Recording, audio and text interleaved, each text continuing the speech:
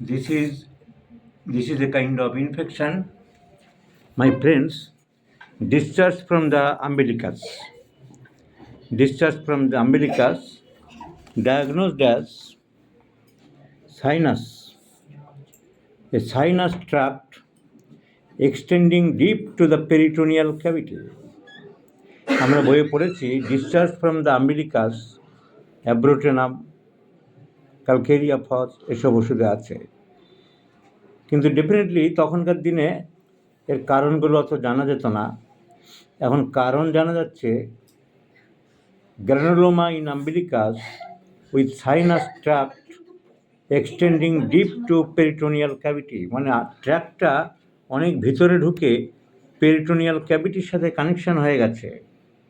Likely to be patent vitello intestinal duct. So a case critical and a surgical case. So হোমিওপ্যাথিতে চিকিৎসা হয়েছে অনেক, আগে দেখেছেন আমাদের ডক্টর রথীন চক্রবর্তী সাহেব দেখেছেন, ওনার ওষুধগুলো আমরা দেখে নিলাম কী কী দিয়েছেন। Poison nut 6, brimstone 6, Bacillinum 1 to 1, অনেকগুলো প্রেসক্রিপশন আমরা দেখে নিচ্ছি। সরিনাম পড়েছে, সরিনাম আমরা দেখছি, poison nut, brimstone, psorinum.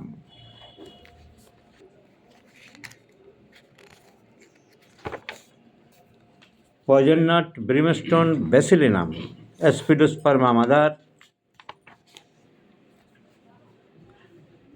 Poison nut, brimstone, calcarea phos 12, calendula mother, for locally use.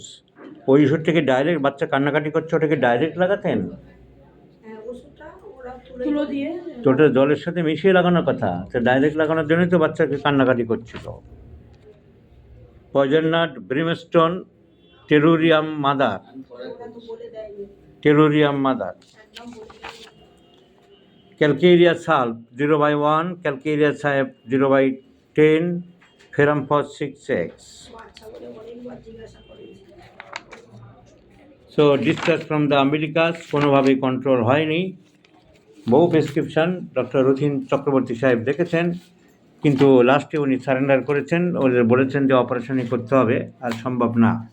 Allopathic doctor দেখানো হয়েছে অনেক, তারা প্রত্যেকে অপারেশন করতে বলেছেন। তো দুই একবার দেখব, আমি ওনার মতো অত সময় নষ্ট করব না, দুই একবার দেখছি, যদি ইমপ্রুভ হয়, আশা করি ইমপ্রুভ হয়ে যেতে পারে। কারণ আমি যে ওষুধটা পেয়েছি সে ওষুধটা পড়েনি। আমি দেখছি পাস্ট হিস্ট্রি কনস্টিপেশন আছে, এখনও কনস্টিপেশন মাঝে মাঝে চলছে, ঘাম হয় রাত্রে ঘুমের মধ্যে, sleep during sweat during sleep and wets pillow, বাড়ির ভিজে যায় ঘামে, কনস্টিপেশন।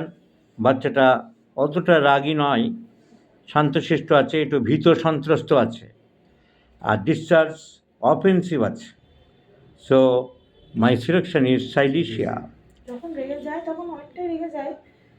তখন যখন রেগে যায় তখন রেগে যায়। সো সাইলিশিয়া দিয়ে আমরা একবার দেখি কতটা ইমপ্রুভ করতে পারি। সাইলিশিয়া একবারও পড়েনি দেখলাম। সো সাইলিশিয়ার পয়েন্টগুলো আমরা দেখলাম। ডিসচার্জে যার অফেন্সিভ, আর মা বলল history of constipation, profuse perspiration during sleep, and fearfulness একটা mentality. So let's see silicea. এরপরে প্রয়োজন হলে একবার সালফার দিয়ে দেখব, কারণ ডিজার ফর সুইট আছে আর ইচিং আছে, এখানে খুব চুলকায়। সো সাইলিশিয়া প্রথমে দিলাম, একবার দুবার দেখলেই বুঝতে পারবো। চুলকাতে চুলকাতে রক্ত বের করে ফেলে, তারপরে মানে ওর এখন আজকে সকালে যে ছবিটা আমি দেখালাম সেটা না মানে পুঁজ টাইপের মানে বেরোচ্ছে দেখলাম। এটা অনেকদিন থেকে বেরোই, তা অতটা বেশি বেরোতো না, ওষুধটা খেয়ে কম ছিল। ঠিক আছে, দেখা যাক, আমরা দেখি একবার দুবার।